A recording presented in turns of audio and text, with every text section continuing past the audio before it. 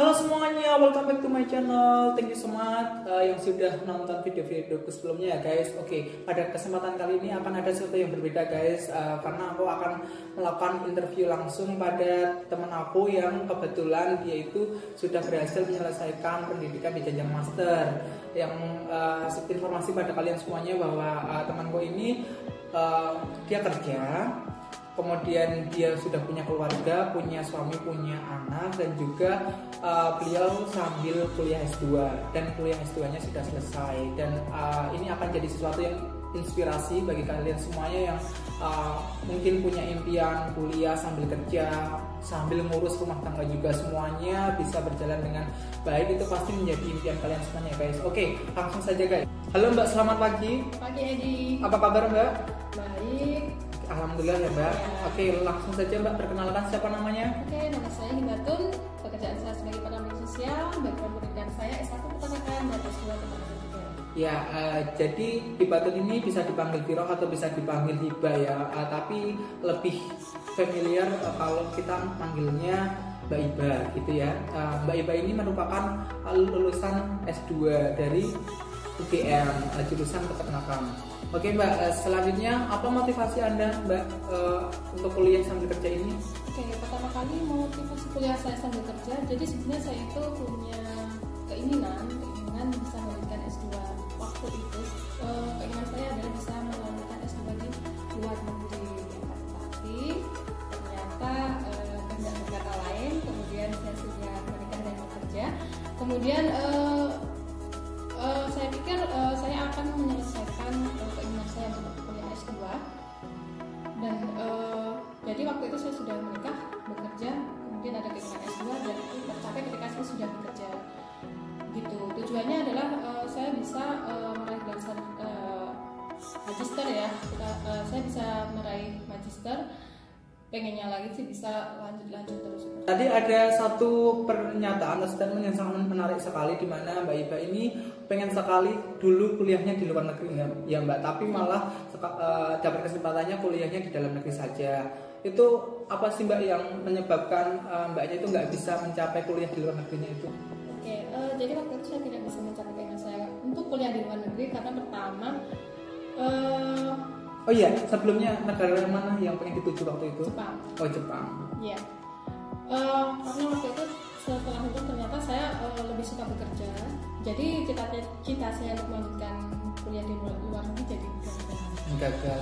Bukan berarti gagal Mbak, tapi belum saja terkabul. Mungkin nanti S3-nya bisa di luar negeri ya Mbak ya. Pokoknya tetap semangat terus, tetap impian itu harus selalu ada, lalu kita pegang di kemudian hari. Siapa tahu nggak ada yang tahu bahwa mimpi kita nanti bisa terkabul. Yang penting untuk saat ini masih berusaha aja kayak gitu nih Mbak. Mimpi Anda itu sebenarnya pengen jadi apa sih Mbak? Mimpi, dulu saya pengen jadi peneliti, pengen belajar peneliti. Jadi bidang kerjanya bisa peneliti terus passion saya sebenarnya di situ. Kemudian cita saya itu bisa jadi di mungkin semacam LIPI seperti itu ya, atau dosen seperti itu. Iya. Tapi ternyata setelah berkecimpung di tempat kerja, passion saya untuk peneliti itu berkurang. Nah, oke, sebelumnya kenapa sih Anda memilih untuk bekerja sebagai pendamping sosial ini? Oke, pendamping sosial. Jadi setelah saya lulus, saya bekerja sebagai pendamping sosial, itu di luar Pulau Jawa.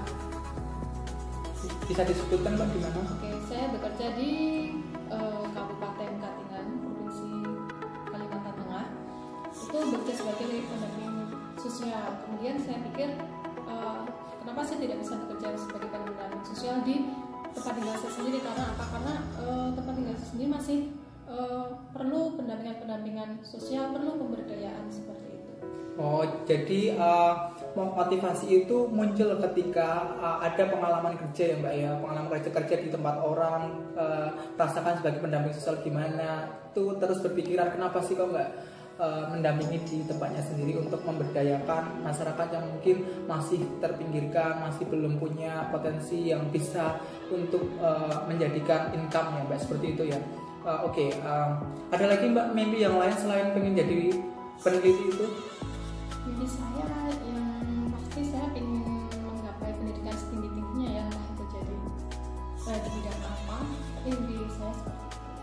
Oke, kalau aku boleh tanya, mimpi-mimpi atau keinginan-keinginan kecil yang mungkin sudah tercapai atau yang belum tercapai itu apa aja Mbak?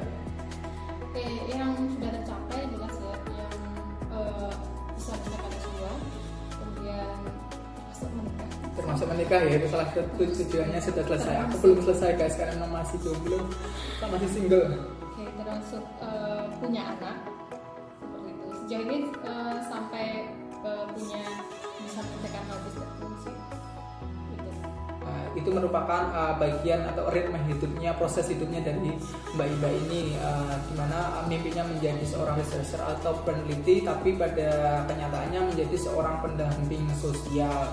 Tapi menjadi pendamping sosial pun beliau ini masih tetap berusaha untuk mencapai mimpinya, kuliah S2, dan berhasil dalam waktu berapa tahun Mbak Anda menyelesaikannya? Oke, jadi saya kuliah ini kuliah sambil kerja dan sambil punya anak, dan anaknya itu dapatnya 2, jadi ini mundur sampai 6 semester. Ya, seharusnya diselesaikan 4 semester, tapi karena banyak hal yang perlu diselesaikan lebih urgent gitu, terpaksanya harus mundur 6 semester. Iya. Tapi menurut saya itu sudah pencapaian sangat luar biasa sekali, karena di sisi lain ngurus kerjaan kantor yang super banyak, super padat, super busy ini juga mengurusi rumah tangga, mengurus suami, mengurus anak-anak yang anaknya sudah 2, belum lagi ibunya, mertuanya, kakaknya, itu sangat banyak yang dikerjakan, sehingga yang kuliah ini bisa diselesaikan dengan waktu 6 semester atau 3 tahun itu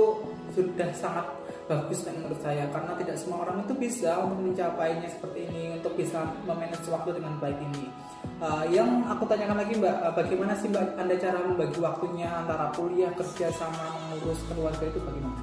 Oke, pertama kali saya memprioritaskan ada prioritas ya. Yang pertama memang satu keluarga, kemudian yang kedua adalah pekerjaan, karena saya mendapat kesempatan kuliah karena bekerja, jadi saya tidak boleh menomorduakan pekerjaan. Jadi jika ada pekerjaan, memang karena di pendamping sosial ini tugasnya itu selalu ada tugas harus selesai, harus ada tugas selesai begitu ya.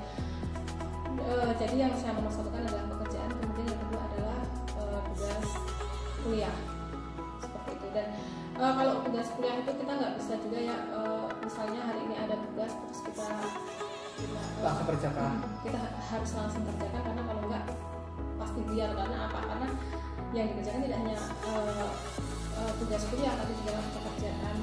Ya, jadi banyak sekali ya setiap harinya yang dikerjakan itu, tugas-tugas dari kuliah tentunya juga banyak ya. Gimana sih Anda itu mengerjakannya, membagi waktu khusus untuk menyelesaikan tugas Anda itu bagaimana? Oke, nah kebetulan saya itu 2 semester pertama itu kan kuliahnya full ya, dari Senin sampai dari pagi jam 7 sampai jam 1 siang, itu belum lagi praktikumnya. Jadi pada satu semester pertama belum punya anak ya, masih hamil, semester kedua pun begitu. Jadi masih bisa nih kita meluangkan waktu, misalnya kita pagi udah kuliah, siang kerja, kemudian malamnya kita mengerjakan tugas, masih bisa seperti itu. Tiap malam mengerjakan tugas pasti bisa. Nah, ketika sudah punya anak ini saya sudah mengambil seminar proposal, seminar hasil. Jadi tugasnya udah nggak seberat tugas kuliah, kita nggak 24 jam itu mengerjakan tugas itu, enggak, tapi masih bisa sisa waktu itu kita gunakan untuk istirahat atau mengurus anak. Karena kenapa? Kalau punya bayi itu yang paling penting menurut saya adalah istirahat seorang ibu. Itu karena apa? Kalau ibu itu kurang istirahat, yang pasti nanti ngefek ke anaknya, ngefeknya ke apa? Ke ASI. Anda itu setiap hari itu kayak ada timeline-nya nggak Mbak? Bikin timeline nggak? Hari ini mau ngapain aja, setelah bekerja, mengurus suami, mengurus anak, terus ngerjain tugas itu ada timeline-nya nggak? Kalau timeline saya tulis itu memang tidak ada, tapi kalau saya rencana nanti besok itu saya harus pagi apa yang harus dikerjakan, apa saja nih untuk mengurus anak, misalnya harus pumping, harus menyediakan makanan untuk anak, harus masak untuk keluarga, terus untuk mengerjakan tugas itu ada sendiri, ada saya angkat-angkat berarti direncanakan terlebih dahulu apa yang akan dikerjakan besok ya. Untuk pelaksanaannya ya nanti fleksibel ya. Mana dulu yang mau dikerjakan tergantung tingkat urgensinya. Mau yang penting keluarganya dulu, kemudian baru pekerjaannya. Kalau udah selesai baru ngerjain tugas kuliah. Itulah mengapa kuliahnya nggak selesai tepat waktu. Tapi nggak masalah karena memang betul yang diutamakan harusnya keluarga. Karena kalau keluarga itu adalah segalanya. Kayak ada lagu itu Mbak, harta yang paling berharga adalah keluarga. Tiada tara adalah keluarga. Ya, jadi sesibuk apapun kita, sesukses apapun kita tidak pernah melupakan yang namanya keluarga. Jadi keluarga tetap nomor satu. Dan tadi aku sangat suka sekali dengan statementnya, karena tanggung jawab pertama adalah selain keluarga tadi, tanggung jawabnya adalah pekerjaan, dan pekerjaan itu dia digaji dan dia diperbolehkan untuk kuliah, maka dia itu mau tidak mau tetap tanggung jawab utamanya juga harus bekerja. Jadi teman saya itu melakukan pekerjaannya dengan sangat terstruktur ya tadi, menurut skala prioritas mana yang lebih penting dulu dikerjakan. Dari prioritas 1, 2, 3 itu semuanya dikerjakan, tapi tidak lupa harusnya tadi tetap ada waktu untuk istirahat ya, karena kan punya anak, punya keluarga, kalau nggak punya tenaga istirahat yang cukup otomatis nanti juga akan terbengkalai urusan dengan rumah tangganya. Oke Mbak, sebelumnya tadi apakah keluarganya itu sangat mendukung untuk kuliah S2? Sangat mendukung sekali ya. Sekali, bahkan bukan hanya orang tua atau suami, mertua dan nenek saya sangat mendukung sekali untuk saya melanjutkan magister. Nah, kalau selama ini berbicara tentang kendala, apa sih Mbak kendala Anda selama Anda itu kuliah dan bekerja? Kendala saya itu ya, kalau di awal itu kendala karena bilangnya itu motoran dari berapa ya, kurang lebih 16 km lebih ya.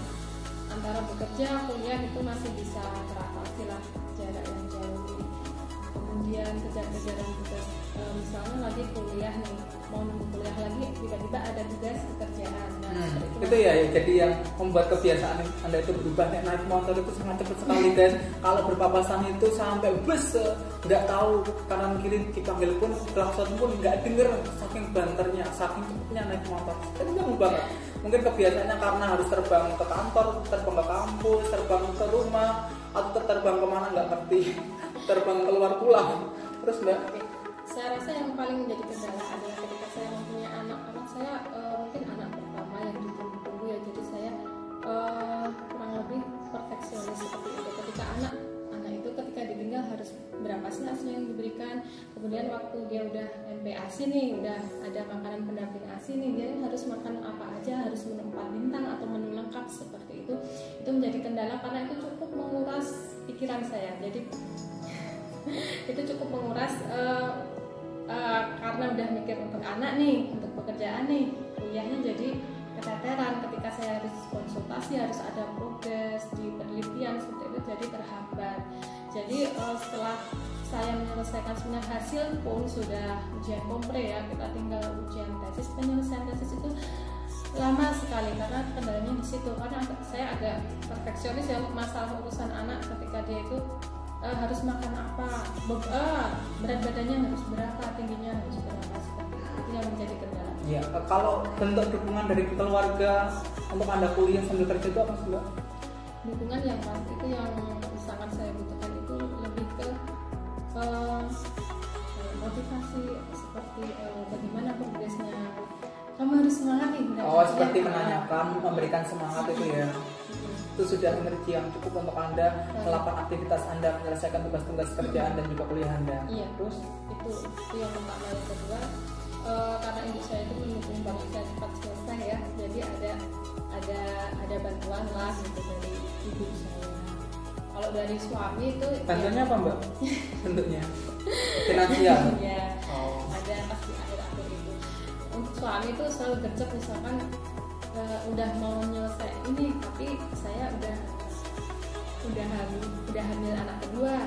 Nah itu suami deket-deket mau antar ke kampus, antar ngajar juga dan lain-lain. Untuk S2 sendiri itu nanti muaranya untuk apa sih Mbak? Anda menyelesaikan S2 itu? Karena saya itu dari awal tuh ada passion peneliti ya, ada passion peneliti. Jadi saya itu memang mau melanjutkan pendidikan saya yang pasti linear dengan apa yang sudah saya ambil waktu S1 seperti itu. Yang kedua itu banget sih ya, nggak munafik juga kalau kita sama teman-teman itu masih berharap bisa masuk PNS seperti itu. Nah apa kelinearitasnya itu pasti juga bermanfaat untuk kalau kita pengen masuk PNS seperti itu. Oh, jadi intinya dia itu pengen S2 karena pengen ngejar PNS ya. Ya siapa orang pasti pengen lah jadi PNS, pengen lah punya gaji yang besar gitu, punya jabatan dipercaya oleh banyak orang, itu pasti keinginan semua orang itu ada lah seperti itu. Ya dia tidak memunafikan atas itu. Nah kemudian saya tambah lagi nih ya. Oh iya apa? Tidak melulu ke PNS sih. Kalau kita bisa menyelesaikan magister atau S2 itu pasti banyak sekali manfaatnya. Karena apa? Yang kita pelajari di magister itu bukan melulu kita udah nyelesain tesis nih, udah selesai nih kita dapat magister nih bisa jadi PNS, enggak itu, tapi lebih ke pola pikir. Apa sih yang kita dapat di S2 itu, pola pikirnya seperti apa, itu kita dapat pasti beda sama yang di S1 seperti itu. Jadi meningkatkan kapabilitas ya. Capability of yourself itu. Oke. Nyambung dari tadi meningkatkan pola pikir, mengubah pola pikir. Apa sih Mbak perbedaan yang Anda rasakan, yang sudah Anda alami sebelum Anda melaksanakan S2 dan setelah Anda melaksanakan S2? Itu impact untuk keluarga Anda itu bagaimana? Oke, jadi antara sebelum dan sudah kayaknya sama yang impact untuk keluarga itu kayaknya lebih ke ini ya, kita bisa lebih bijaksana gitu ya. Kalau memutuskan sesuatu atau melihat sesuatu gitu, kita bisa menelaah lebih lanjut. Kalau tantangan Anda apa Mbak selama Anda kuliah itu?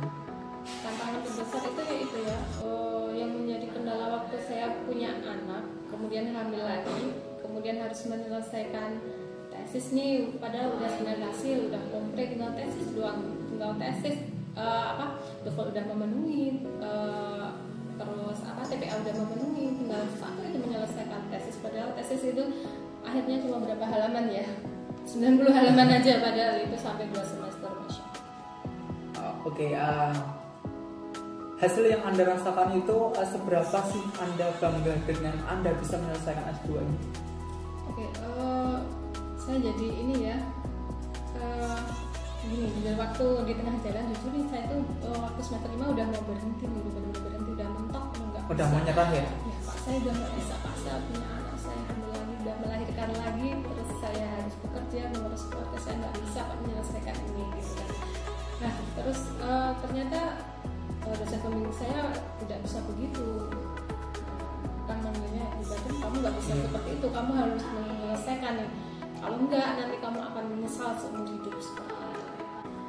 Jadi dosen saya bilang, berarti kamu nggak bisa kayak gitu, kamu harus menyelesaikan. Karena apa? Kalau kamu tidak menyelesaikan nanti menyesalnya seumur hidup.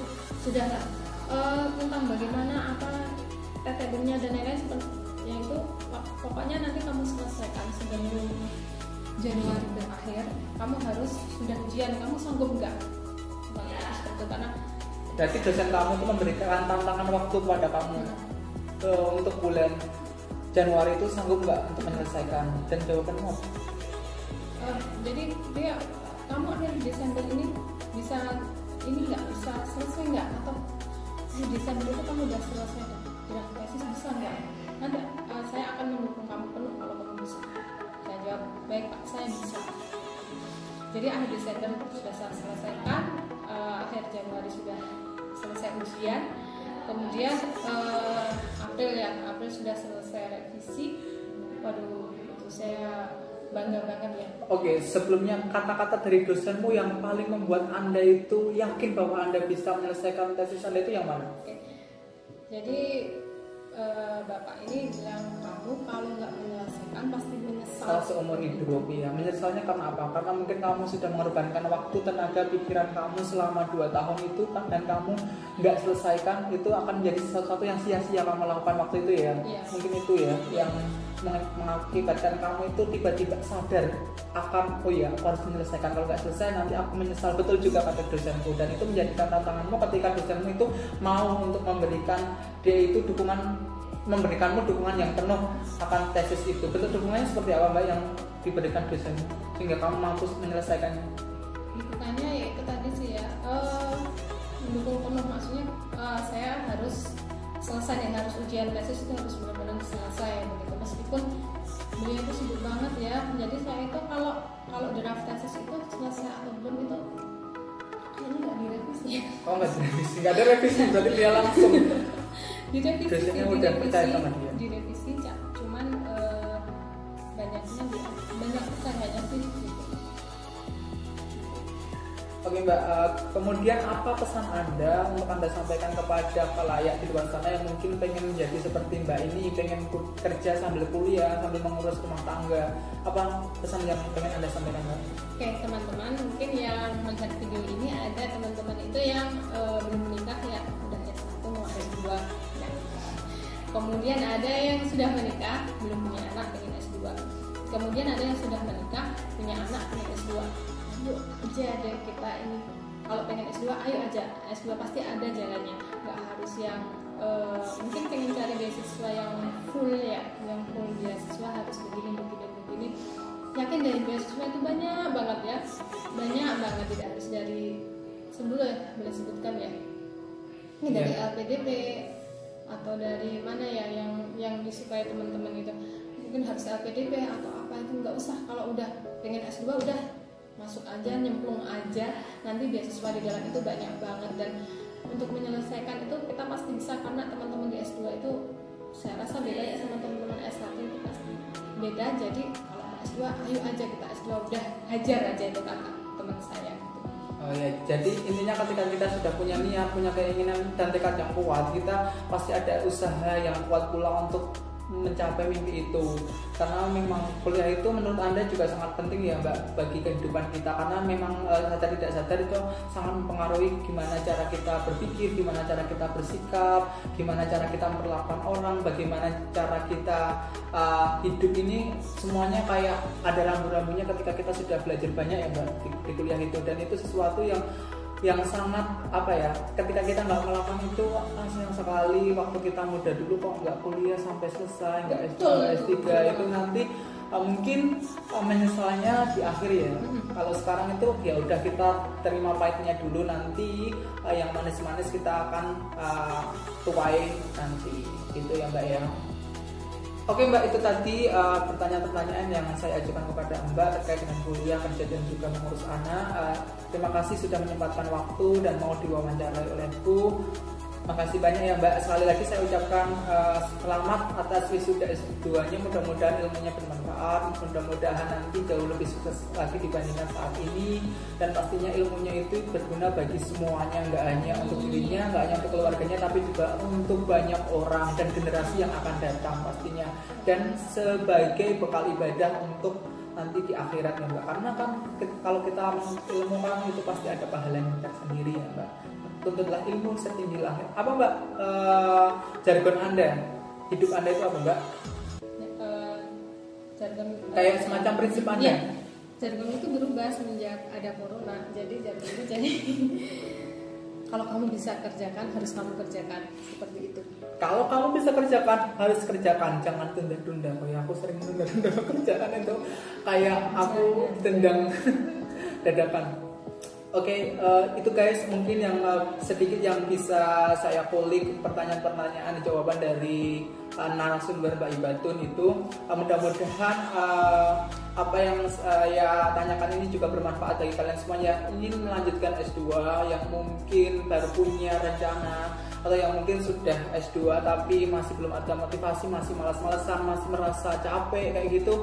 Nah, ini mungkin bisa dijadikan inspirasi atau motivasi untuk kalian semuanya bisa menyelesaikan apa yang menjadi mimpi-mimpi kalian. Tidak ada yang tidak mungkin guys di dunia ini kecuali yang letak sirai dewi. Dari ini Pak Wadines kayak gitu. Oke guys, terima kasih semuanya sudah menyaksikan channelku, dan jangan lupa untuk subscribe, like, atau share video-video aku jika menurut kalian video-video aku tuh bermanfaat. Oke, sekian dari kita, sampai jumpa di video selanjutnya. Bye bye.